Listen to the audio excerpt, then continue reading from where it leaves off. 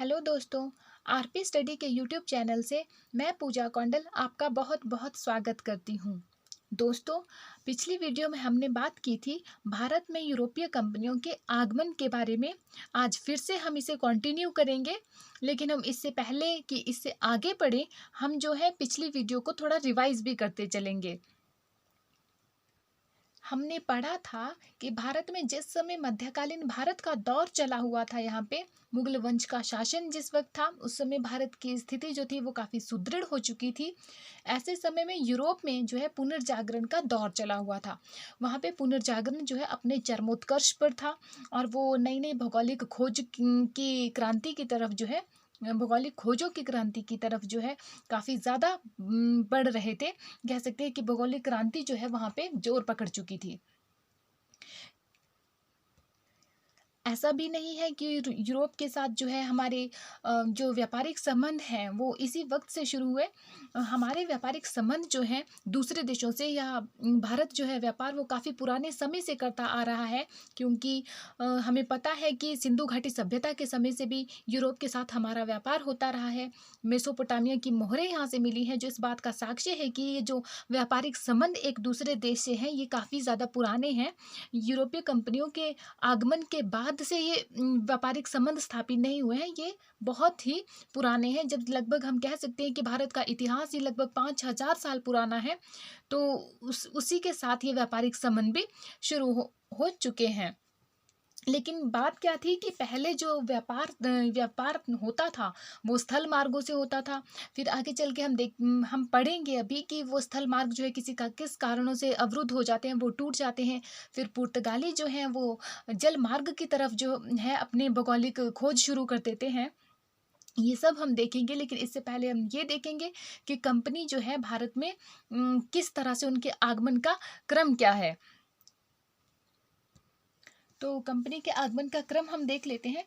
पुर्तगाली जो है ये 1498 में आए थे। डच 1595 में यहाँ पे आते हैं। अंग्रेज जो है 1600 में आते हैं और फ्रेंच 1669 में आते हैं। ये बात यहाँ ध्यान देनी है कि अंग्रेज जो है 1600 में आते हैं और डच उनसे पहले आ गए हैं 1595 में। जबकि हम आगे देखेंगे कि कंपनी की जो स्थापना होती है वो अंग्रेज पहले करते हैं और डच बाद में करते हैं। तो होता क्या है, अब कंपनी की स्थापना का क्रम भी हम देख लेते हैं। पुर्तगाली 1498 में आते हैं और 1498 में ही कंपनी स्थापित कर लेते हैं। अंग्रेज 1600 में आए थे, 1600 में ही इन्होंने अपनी कंपनी स्थापित कर ली थी। डच जो है 1595 में आए थे और 1602 में इन्होंने अपनी कंपनी बनाई। फ्रांसीसी जो है 1669 में इन्होंने अपनी कंपनी बनाई थी, कंपनी स्थापित की थी। एक बात यहाँ पे ये भी है कि अंग्रेजों के बाद और फ्रेंच से पहले जो है डेनिस भी आते हैं, लेकिन उससे जो है उस सेक्शन से क्वेश्चन इतने ज़्यादा पूछे नहीं जाते हैं, तो मैंने यहाँ पे ऐड नहीं किया। हम यहाँ पे वही उन्हीं कंपनी, वैसे बहुत सारी कंपनीज आती हैं लेकिन हम उन्हीं कंपनियों के बारे में पढ़ेंगे जहाँ से क्वेश्चन बार बार पूछे जाते हैं, ज़्यादातर एग्जाम्स में आते हैं। तो ये 4 कंपनियाँ थी और हम देख लेते हैं कि व्यापारिक कोठी किसने अपनी कहाँ बनाई, इससे भी क्वेश्चन पूछा जाता है। पुर्तगालियों ने जो अपनी व्यापारिक कोठी कोचीन को बनाया 1503 में। सूरत ने 1608 में अंग्रेजों ने बनाया। तो ये अंग्रेजों का क्या था कि उस समय जो है ये देख लीजिए, ये मान लीजिए आपका ये हमारा भारत है। मान लीजिए कि ये मुझे मैप इतना ज़्यादा, मतलब मैप में ड्राइंग ज़्यादा अच्छी नहीं है, तो ये देख लीजिए यहाँ पे लगभग सूरत, यहाँ पे हमारा गुजरात का सूरत है। तो हाँ, इन्होंने अपनी अपनी जो ये व्यापारी कोठियाँ बनाई हैं, ये एक बात ध्यान देनी कि ये सब जो है समुद्र के किनारे ही बनाई है, क्योंकि यहाँ से जो है व्यापार करना ज़्यादा इजी होता, इसीलिए ये यहाँ बनाई गई। तो ये सूरत में जो इन्होंने अंग्रेजों ने 1608 में अंग्रेजों ने अनुमोदन लिया था जहांगीर से, मुगल सम्राट जो जहांगीर थे उनसे लिया था 16 कंपनी बनाने का अनुमोदन। तो उन्होंने कंपनी बनाने का अनुमोदन दिया, लेकिन बाद में क्या हुआ कि किन्हीं कारणों से इनमें अनबन हो गई। तो ये यहाँ पे जो है अपनी कोठी तैयार कर रहे थे, तो ये कोठी उस वक्त आधी अधूरी थी, ये नहीं बन पाई, तो यहाँ पे कैंसिल हो जाता है। उसके बाद ये बनाते हैं मसूलीपट्टनम में। तो मसूलीपट्टनम में ये बनाते हैं और ये बन के तैयार हो जाती है 1611 में। 1611 में ये बन के तैयार होती है। और फिर 16 इसके बाद मसूलीपट्टनम में बनाने के बाद जो है यहाँ पे ये 1608 वाली जो आधी रह गई थी ये बनकर पूरी होती है 1613 में। तो कहने का बात ये है कि बनाने की कोशिश जो पहले की गई थी वो सूरत में 1608 में की गई थी, लेकिन जो बनकर तैयार हुई है वो 1611 में मसूलीपट्टनम में अंग्रेजों की पहली हुई थी। ये क्लियर है, 1608 और 11 के बीच की यही कहानी है। और डच की बात करें तो 1602 में मसूलीपट्टनम में, 1605 में इन्होंने अपनी व्यापारिक कोठी बनाई। फ्रांसीसियों ने सूरत में ही बनाई जहाँ पे अंग्रेजों ने बनाई थी 1669 में, 1669 में इन्होंने बनाई है। फिर हमने बीच में देखा था कि ये जो व्यापार किया जाता था ये स्थल मार्गों से ये लोग करते थे, लेकिन किन्हीं कारणों से वो स्थल मार्ग जो है अवरुद्ध हो जाता है और फिर इन्हें ढूंढना पड़ता है जल मार्ग। तो 1400 होता क्या है कि 1453 में उस्मानिया सल्तनत के सल्तनत मतलब तुर्क को कहा जाता है ये उस्मानिया सल्तनत।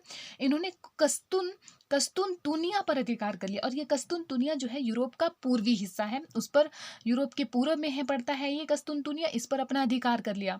तो जब इस पर अपना अधिकार कर लिया तो तुर्कों का यहाँ पे अधिकार हो गया, और इसी के साथ साथ तुर्कों का जो है पूरे दक्षिण पश्चिम एशिया पर और लगभग दक्षिण पूर्वी यूरोप पर अधिकार हो गया। तो जब तुर्कों का अधिकार हो गया तो वह व्यापार करने के लिए जाने देंगे, भारत आने देंगे? कभी नहीं आने देंगे। तो ये स्थल मार्ग जो था इनका अवरुद्ध हो गया था। और दूसरी बात ये है कि पुर्तगालियों से पहले यहाँ पे हमारे भारत में अरब व्यापारियों का जो है ये लोग व्यापार करते थे, अरबवासी यहाँ पे व्यापार करते थे, अरब व्यापारी यहाँ पे थे। तो ये जो है स्थल मार्ग से होकर कभी भी पुर्तगालियों को क्यों आने देंगे कि आइए भाई आप भी यहाँ पे व्यापार कीजिए, ऐसा तो नहीं होगा। तो जो है कुछ ये अरब व्यापारियों के डर से भी ये स्थल मार्ग जो था ये ठीक नहीं था। फिर भी अगर हम देखें कि अगर ये स्थल मार्ग से होकर आते तो इन्हें किस रूट से होकर आना पड़ता, इन्हें आना पड़ता उसी रूट से होकर जहाँ से सिकंदर भारत आया था। खैबर दर्रे से सिकंदर भारत आया था, हालांकि उसकी सेना जो है जलमार्ग से होकर भी आई थी, लेकिन जो स्थल मार्ग से होकर आई थी वो खैबर दर्रे को क्रॉस करके आई थी। और इसी दर्रे या इसी रास्ते से पुर्तगालियों को भी आना होता, और इसके रास्ते में वही सब कुछ पड़ता, तुर्क पड़ता, यानी कि तुर्की टर्की जिसे कहते हैं, तुर्क पड़ता, फारस इन द सेंस फारस की खाड़ी पड़ता, और हम कह सकते हैं कि ईरान इराक, वही चीज़ ईरान इराक सब कुछ। और उसके बाद अफगानिस्तान, और अफगानिस्तान होते होते ये सारे दर्रे आते हैं इनके पास, कुर्रम दर्रा, खैबर दर्रा, बोलन को गोलन दर्रा भी कहा जाता है। ये सारे दर्रे रास्ते में आते हैं, इन सबको क्रॉस करके इन्हें आना पड़ता भारत। काफ़ी लंबा रास्ता होता, और ना तो इनके पास इतनी बड़ी सेना थी, ना इतने साधन थे कि ये लोग जो है और भारत पहुंच पाते। और इस रास्ते में जो है अरब व्यापारियों का बोलबाला था, वो कभी भी इन्हें क्रॉस नहीं होने देते। एक ये मार्ग था इनके पास, और जो कैंसिल हो गया। दूसरा बचता है इनके पास जलमार्ग एक था फारस की खाड़ी, और दूसरा रहता है लाल सागर होते हुए। तो लाल सागर होते हुए हम देखें तो लाल सागर में उस वक्त तक काफ़ी ज़्यादा मतलब फारस के खाड़ी पे भी हम कह सकते हैं, एक फारस की खाड़ी पे भी उस वक्त तक अरब व्यापारियों का पूरा तरह से नियंत्रण था, और लाल सागर में बहुत ज़्यादा कोहरा होता था, वहाँ से आ पाना आसान ही नहीं था, नामुमकिन था। तो ये दोनों मार्ग भी कैंसिल हो जाते हैं।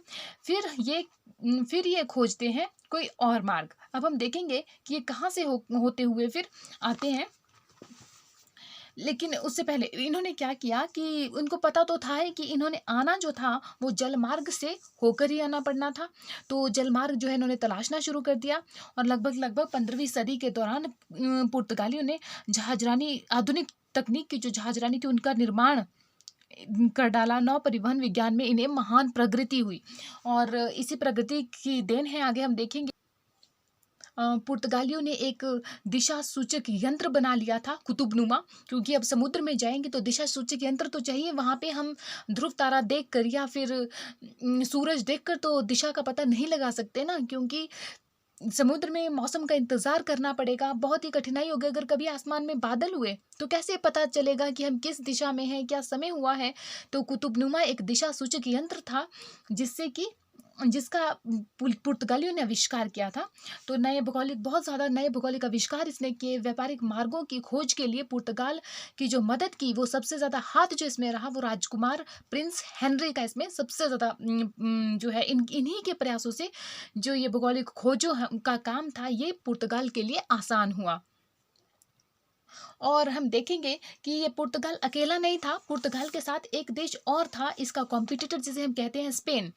स्पेन एक ऐसा देश था पुर्तगाल के साथ जो मतलब भारत को ढूंढना चाहता था, लेकिन ये कॉम्पिटिटर थे।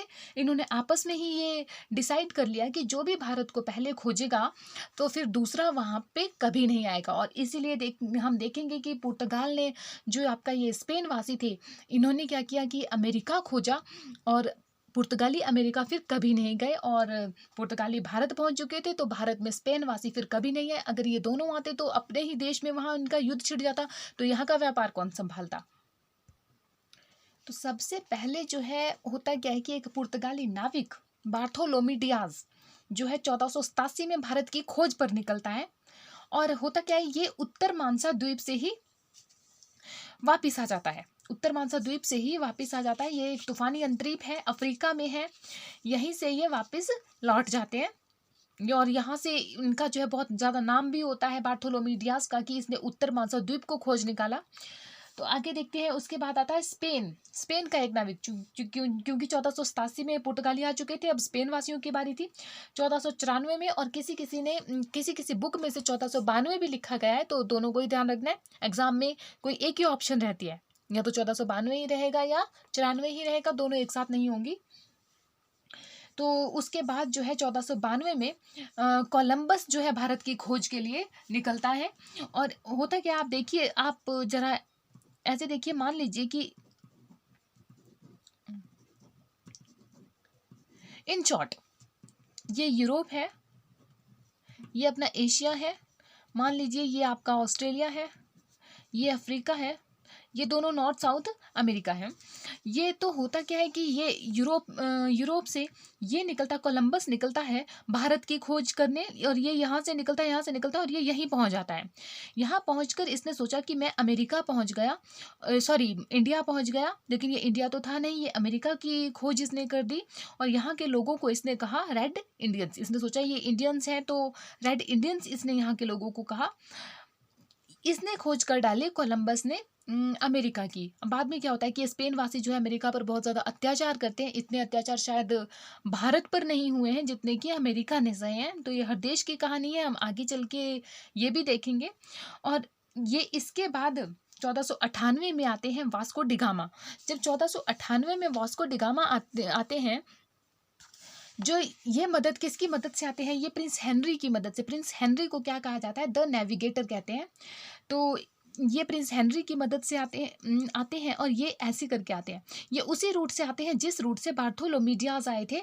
ये यहीं से होके अफ्रीका के यहाँ पे पड़ता है वो उत्तर मानसा द्वीप, ये यहीं से होके आते हैं, और ये इंडिया को ढूंढ निकालते हैं। ठीक है, खोजना तो वर्ड नहीं यूज किया जा सकता, क्योंकि इंडिया कोई गुम हुई चीज नहीं थी। हालांकि हम बोलते हैं कि भारत की खोज किसने की, क्वेश्चन ही ये पूछा जाता है, तो भारत की खोज किया वास्को डिगामा ने। आप लोगों ने भी सुना होगा, हालांकि ये वर्ड गलत है।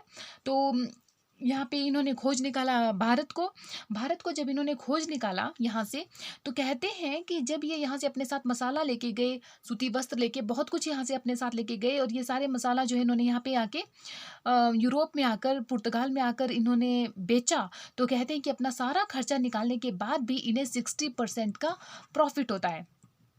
तो इसी बात से पुर्तगाली जो है भारत की तरफ और ज़्यादा आकर्षित हो जाते हैं। तो उसके बाद हम देखेंगे 1500 में यहाँ पे पेड्रो अल्वारेज आते हैं। 1502 में यहाँ पे वास्को डिगामा आते हैं।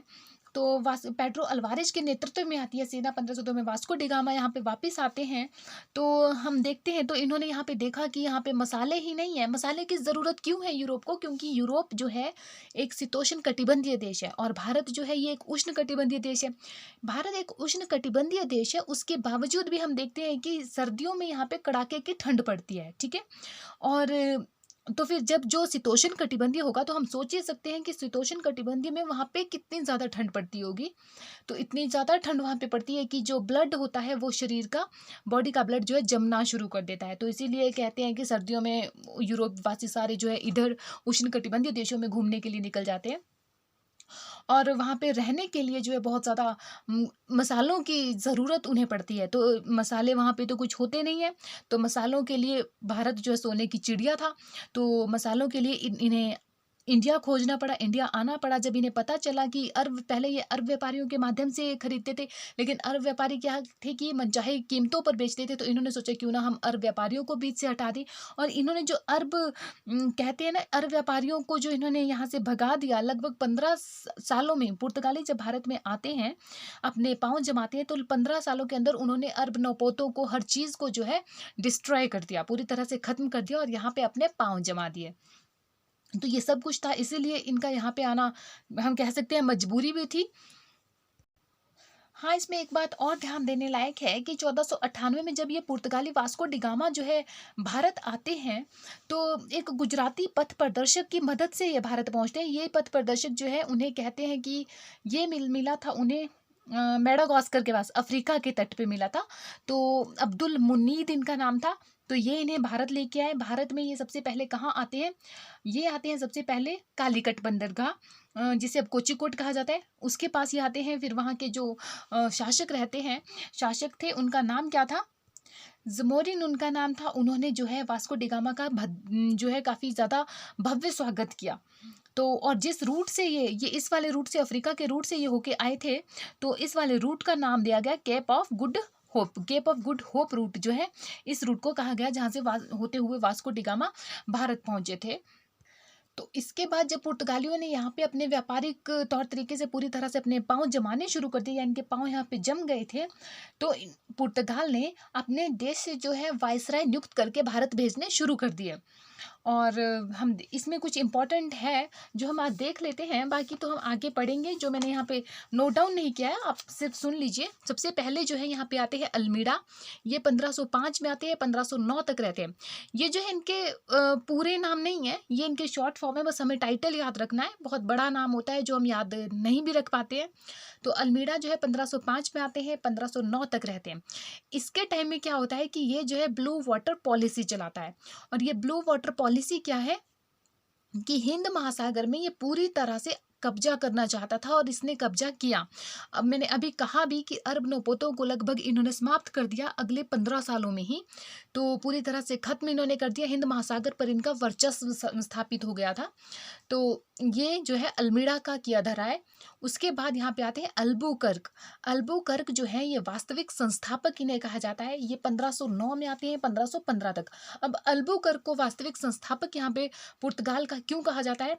क्योंकि इसने जो है अपनी राजधानी ये बनाता है, पहले तो कोचीन को अपनी राजधानी बनाता है, और ये जो है गोवा पर अधिकार करता है। गोवा पर को कैसे जीतता है? ये गोवा का शासक रहता है आदिल शाह। आदिल शाह से ये गोवा को जीतता है बीजापुर अभियान के तहत, और ये गोवा जीता जाता है 1510 में।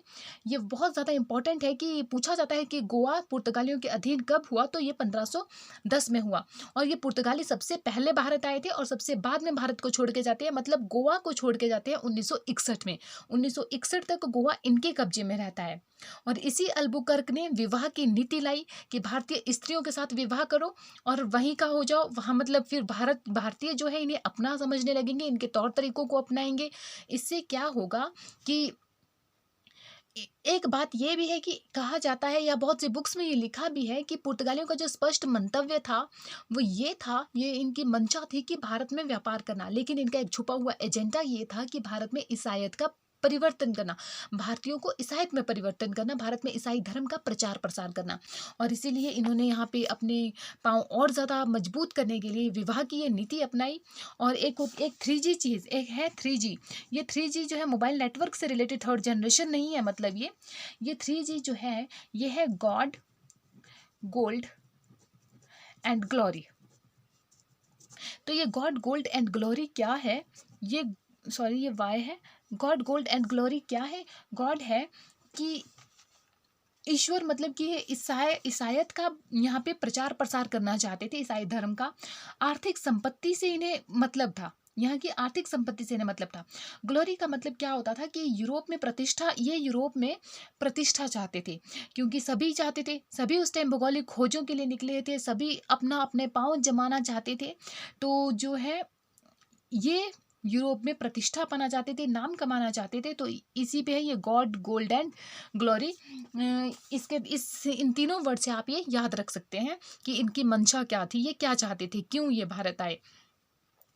जो तीसरे थे, तीसरे आते हैं वायसराय निनो डी कुन्हा। इन्होंने क्या किया, आते ही गोवा को अपनी राजधानी बनाया, जबकि गोवा को जीता था अल्बुकर्क ने, लेकिन अल्बुकर्क ने राजधानी बनाया था कोचिन को। और निनो डी कुन्हा जब आता है तो इसने राजधानी बना डाला गोवा को। और इस निनो डी कुन्हा ने क्या किया कि 1535 में दीव को जीता, ठीक है, और 1559 में इसने दमन को जीता। और ये दमन और दीव भी गोवा के साथ साथ 1961 तक इनके अंडर ही रहते हैं। और एक चीज़ और है कि प्रिंटिंग प्रेस की जो भारत में प्रिंटिंग प्रेस की जो देन है, वो शुरुआत प्रिंटिंग प्रेस की भारत में हुई है पुर्तगालियों की वजह से। पुर्तगालियों ने और भी चीज़ें जैसे भारत को दी हैं, जैसे कि गन्ना, अनानास, पपीता, इन सब की खेती जो है हमें पुर्तगाल से मिली है। पुर्तगाल से हमने सीखी है, इससे पहले भारत जो है इन सब चीज़ों से परिचित नहीं था।